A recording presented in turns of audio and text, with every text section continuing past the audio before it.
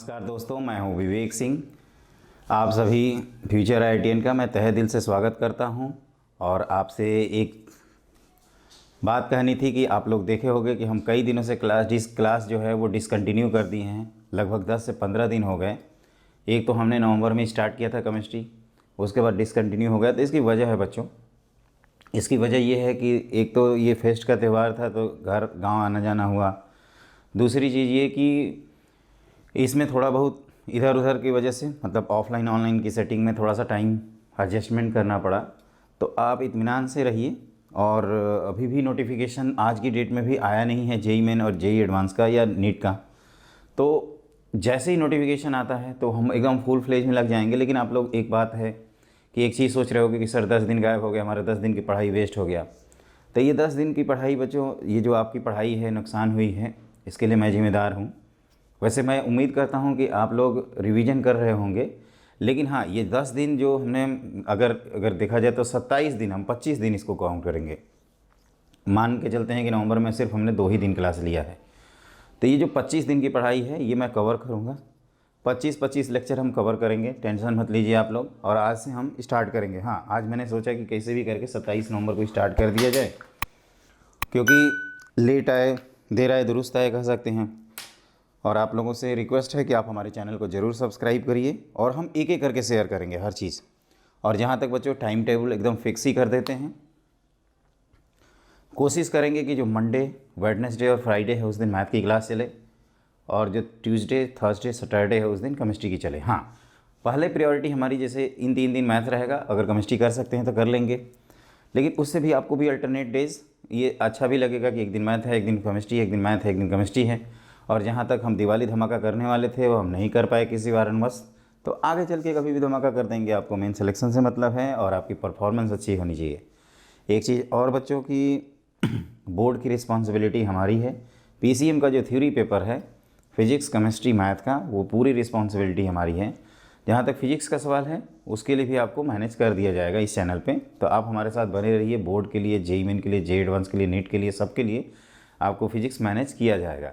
अगली चीज़ ये है कि केमिस्ट्री और मैथ हम देख ही रहे हैं, और बायो आप अपने सब्जेक्ट टीचर से पढ़ते रहिए और इन्जॉय करते रहिए। तो देखिए ये क्या है, अभी हम कुछ नहीं डिस्कस करेंगे। कहोगे कि एक तो मिले 10 दिन बाद, ऊपर से पंचायत करने लगे। तो टॉपिक पे आते हैं हम लोग। कभी इंटरेक्शन क्लास में मैं ये सारी चीज़ें अपना एक्सक्यूज़ जो है वो बता दूंगा।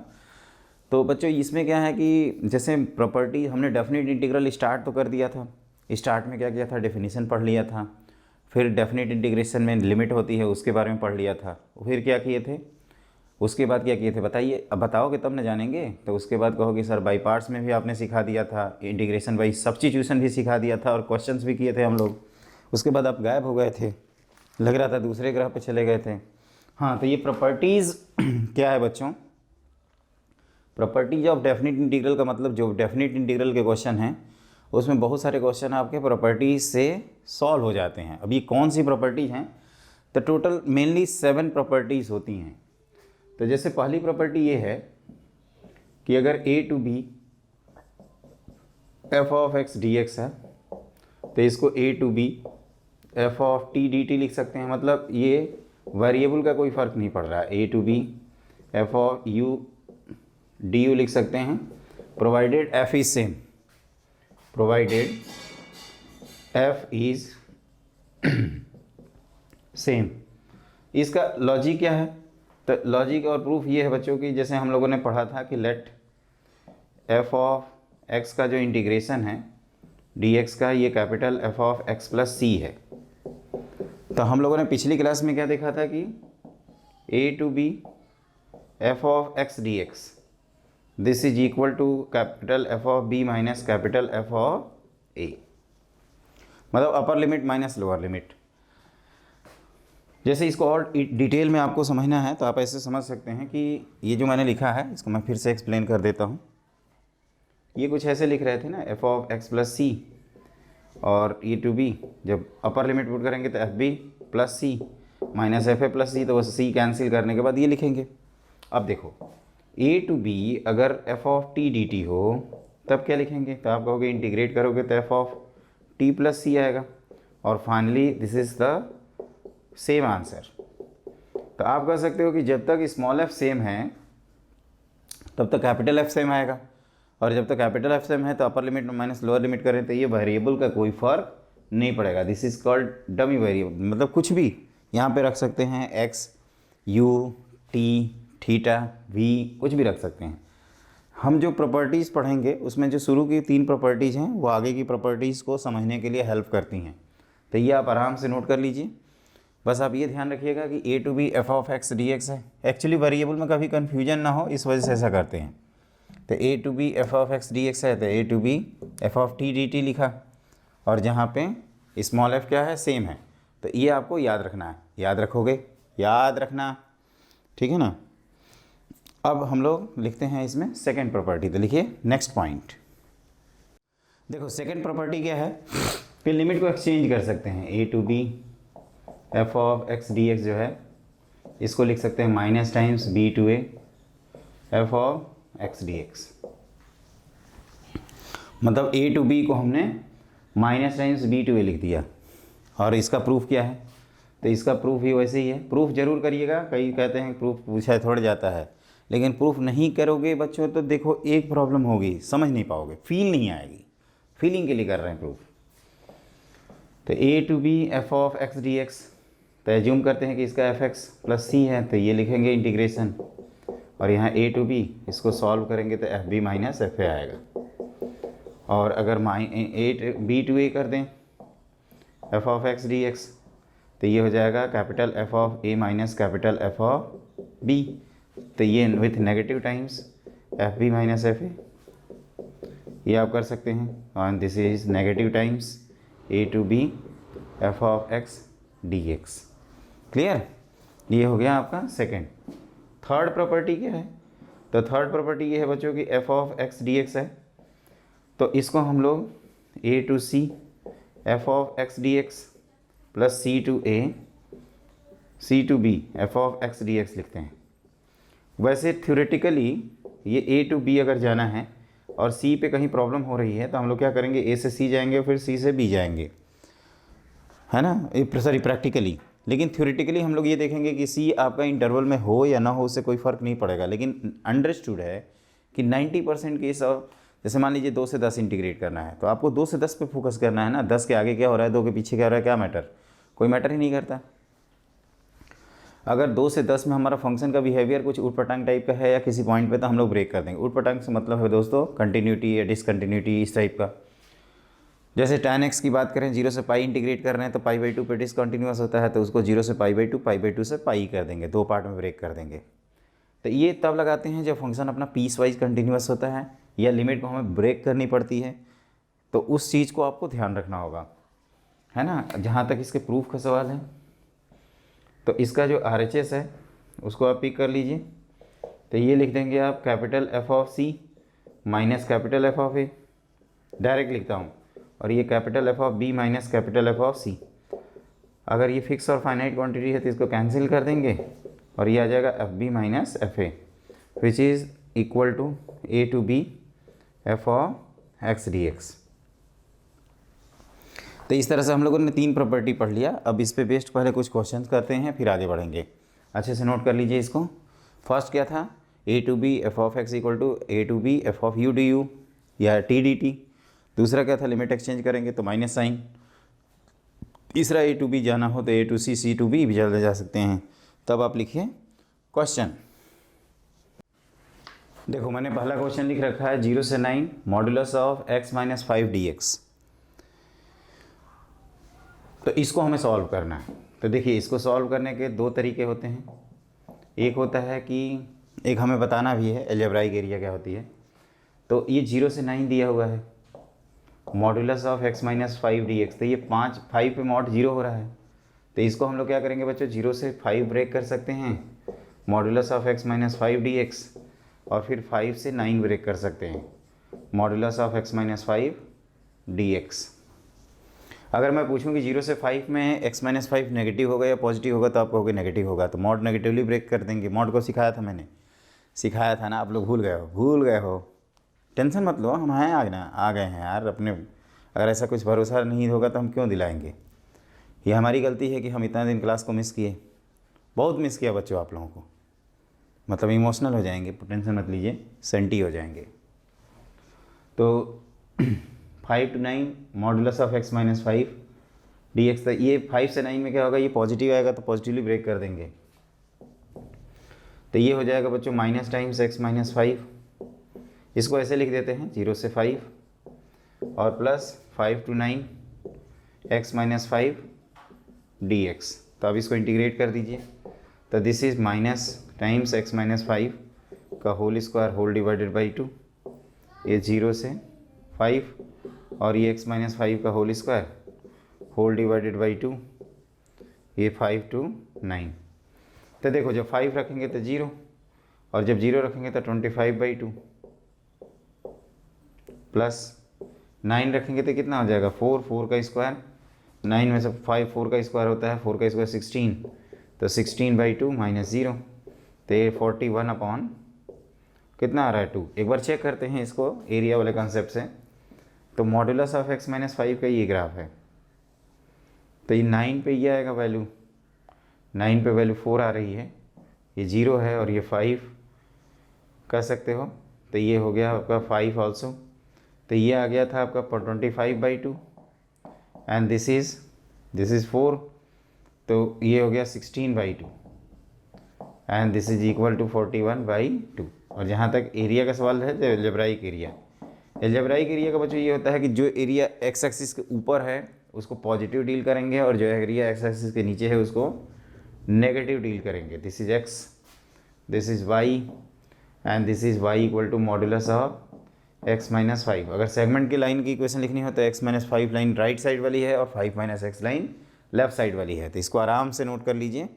थोड़ा जल्दीबाजी हमने किया है, मैंने क्या किया देखिए, 0 से 5, जैसे हमें 0 से 9 चलना था, तो हम लोगों ने पाया कि ये 5 जो है यहाँ पे मॉड ब्रेक हो रहा है, तो इसको 2 पार्ट में हमने ब्रेक कर दिया, जैसे अभी पढ़ा था। ये 2 से ज़्यादा भी हो सकते हैं, C1 C2 3 पार्ट हो सकते हैं, 4 पार्ट हो सकते हैं, it is depend upon the question, तो ये चीज़ ध्यान रखिएगा। और यहाँ पे क्या किया हमने, ग्राफ बनाया और अलजेब्राइक एरिया रिपोर्ट कर दिया। इसको लिख ही लेते हैं ना, तो लिखिए नेक्स्ट पॉइंट। देखो नोट करके 1-2 पॉइंट ये लिखेंगे हम लोग कि जैसे सबसे पहले ये क्या रिप्रेजेंट करता है, तो इसके बारे में लिखिए f of x dx represents algebraic area. ये ज्योमेट्रिकल इंटरप्रिटेशन है, ज्योमेट्रिकली या geometrical interpretation of definite integral,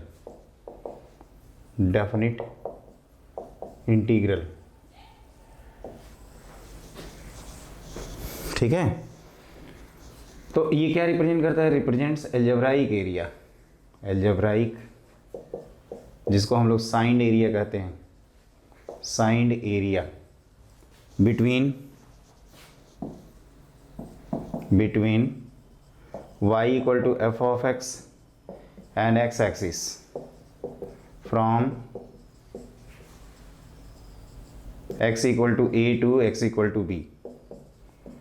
मतलब क्या होता है कि जो एरिया x एक्सिस के ऊपर है, ये जैसे मान लीजिए x एक्सिस है ये वाला, और ये x एक्सिस के ऊपर जो एरिया है उसको पॉजिटिव डील करिए, पॉजिटिव ट्रीट करिए, और x एक्सिस के जो नीचे है वो नेगेटिव ट्रीट करिए। फॉर एग्जांपल ध्यान से देखो, मैं ये डायग्राम बनाता हूँ, बहुत फेमस डायग्राम है। इस तरह से आपको ग्राफ दिया है और सपोज आपने किसी मेथड से निकाला तो ये 5 है, ये सपोज 6 है और ये 4 है, और आपको a टू b इंटीग्रेट करना है, क्लियर। और ये ग्राफ है y equal to f of x का, और ये है अपना x एक्सिस, ठीक है। तो देखो इसमें क्या करेंगे, इस एरिया को काउंट करेंगे एज ए पॉजिटिव, इसको नेगेटिव और इसको अगेन पॉजिटिव। तो ये a to b f of x dx, this is equal to 5 लिखोगे, यहाँ -6 लिखोगे और यहाँ 4 लिखोगे, तो 9 - 6 विच इज़ इक्वल टू 3। तो ये आपको ध्यान रखना है, समझ में आया। Geometrical interpretation of definite integral a to b f of x dx represents algebraic area between y equal to f of x and x axis from x equal to a to x equal to b। हमेशा आपको ये चीज़ clear रखना है। है ना, समझ में आ गया हर चीज़। Between y equal to F of x x axis from x equal to a to x equal to b। Geometrical interpretation of definite integral, है ना। तो ये क्या है, तो आप कहोगे कि सर मैं समझाता हूँ, मेरे को समझाओ। तो कहोगे कि सर ऐसा है कि आप पहले तो सुधर जाओ, डेली क्लास लिया करो, फिर समझाऊंगा मैं आपको। चलो हम सुधर गए, मैं अपने से कोशिश करता हूँ कि मैं सुधर जाऊँ। अब बताओ। तो सर कहोगे कि सर ऐसा है कि जो एक्स एक्सिस है ना, इसके ऊपर की एरिया को पॉजिटिव ले लो, नीचे की एरिया को नेगेटिव ले लो, यही तो करना है आपको। इससे काम चल जाएगा क्या आपका? यस।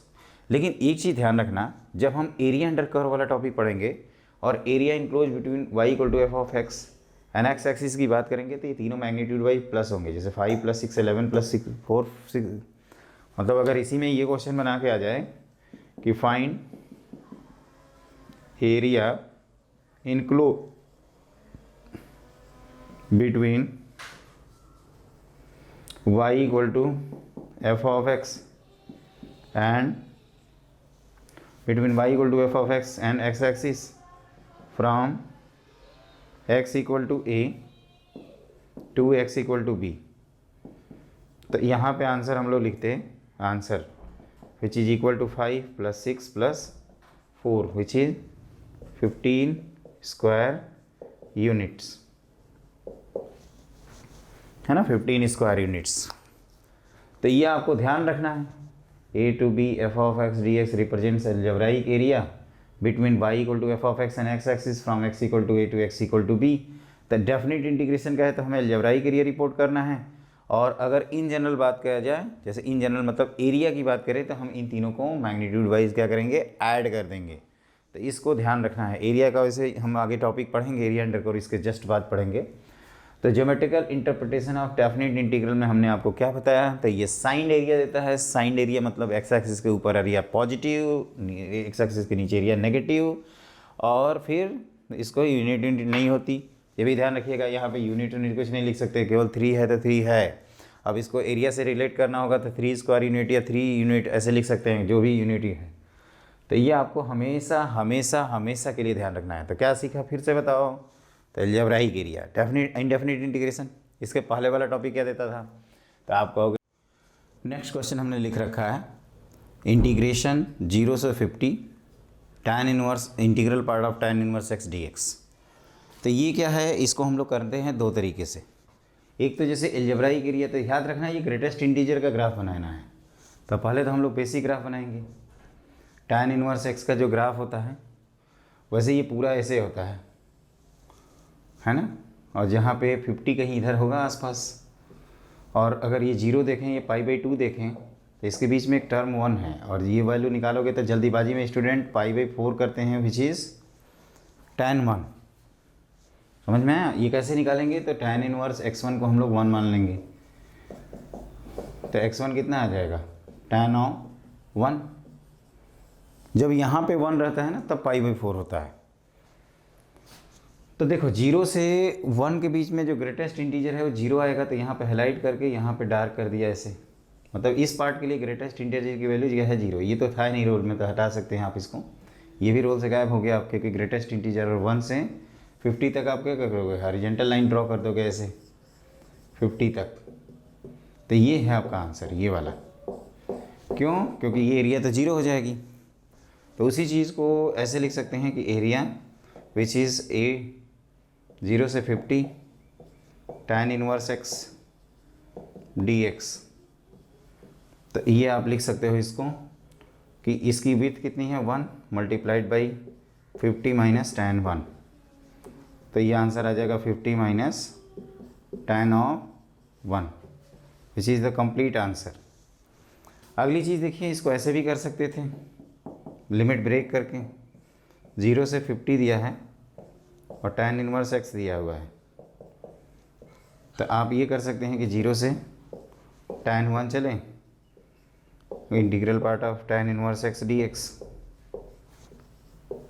ये dx हाँ इसके साथ है, प्लस tan 1 से आपका 50 चलें, और ये tan इनवर्स x से dx।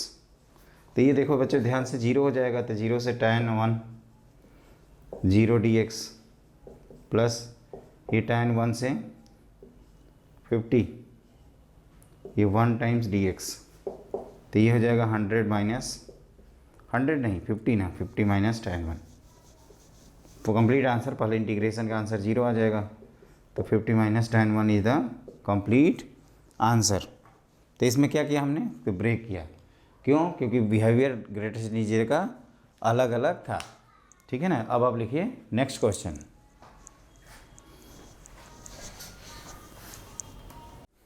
तो देखो बच्चों, मैंने अगला क्वेश्चन लिख रहा है। इसको करने का जो तरीका है सिमिलर वे में हम लोग करेंगे, मॉड आउट का ध्यान रखेंगे, जेई में क्वेश्चंस भी आते रहते हैं इसके। तो ये square root of 1 plus cos 2x whole divided by 2 dx। तो ये हाफ एंगल फार्मूला। अब देखो ये सब बच्चे जैसे कहते हैं कि सर फार्मूला जरूर लिख दीजिए, तो we know that 2 cos square theta minus 1।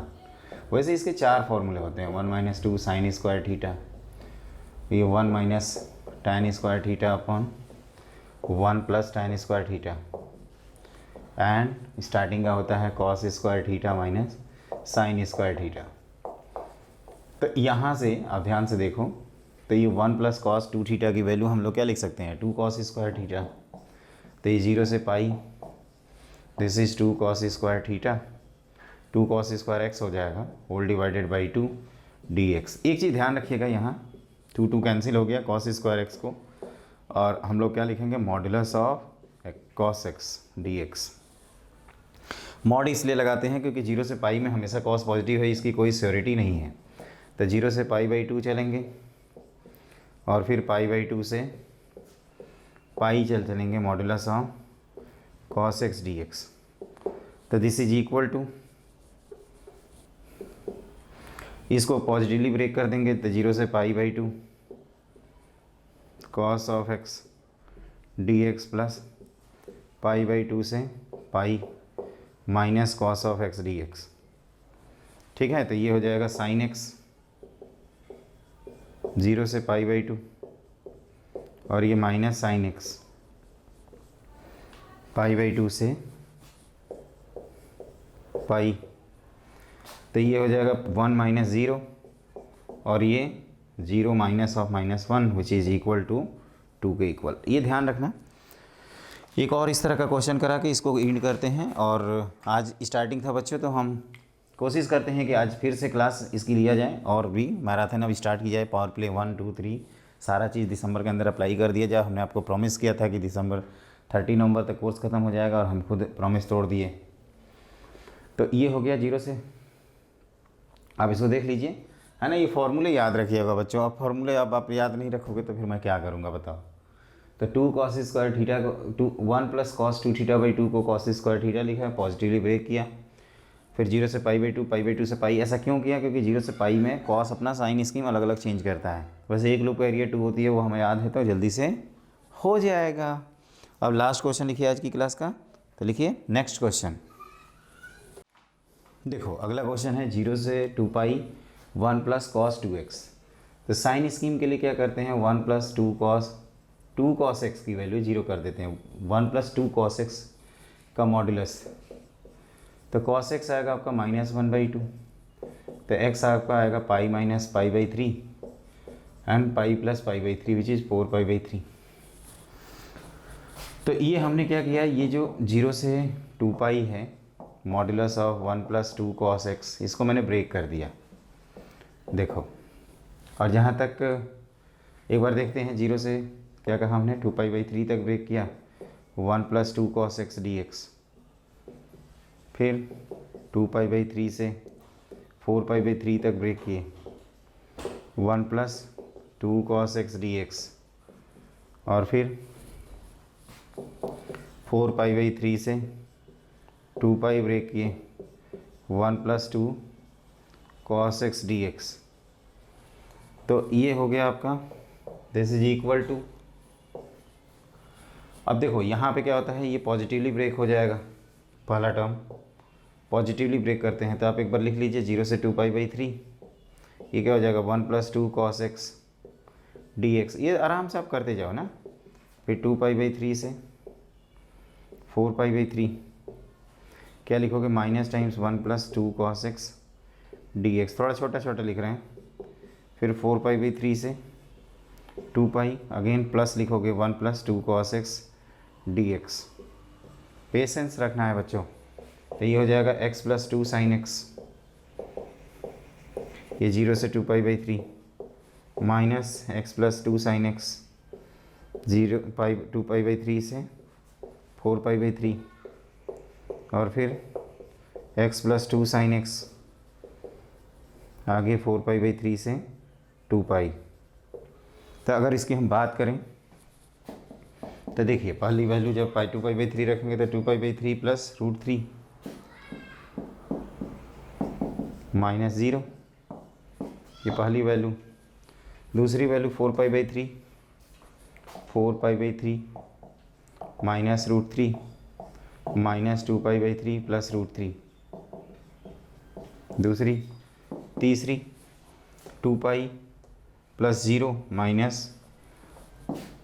ये 2π माइनस ये लिख दोगे 4π/3 -√3। तो ये हो गया 2π/3 + √3 - 4π/3 + √3 + 2π/3 + √3 प्लस ये कितना हो जाएगा 6, 2π/3 + √3। तो ये 2π/3 ये सब कैंसिल हो गया और आंसर आ गया 2π/3 + 4√3 इज़ द कंप्लीट आंसर। देखो एक बार अच्छे से देख लो, थोड़ा खचर पचर है, आपको दिक्कत हो रही होगी, गुस्सा भी आ रहा होगा कि क्या वो बताते हैं सर, तो आप इत्मीनान से इसको कर लीजिएगा। I think everything is done. तो बच्चों आज की क्लास में बस इतना ही रहने देते हैं। लाइव क्लास में मैं आपको समझा दूंगा, अगली क्लास में हम लोग 4th, 5th, 6th प्रॉपर्टी पढ़ेंगे और आप हमारे साथ बने रहिए। अब आपका भरोसा अगर हम मेंटेन कर दिए, एक भी दिन भी रखिए तो आप मत पढ़ना हमसे, है ना, लेकिन ऐसा नहीं होगा। हम आपको ज़रूर, हमने कमिटमेंट किया है और एक बार मैंने कमिटमेंट कर दी तो फिर अपने आप को भी नहीं सुनता। मैं मालूम है कि आपको 25 दिन मैंने नुकसान कराया है, तो 25 दिन का मैं पेमेंट भी करूँगा आपको। क्लियर? तो जल्दी ही मिलते हैं बच्चों। Have a great day.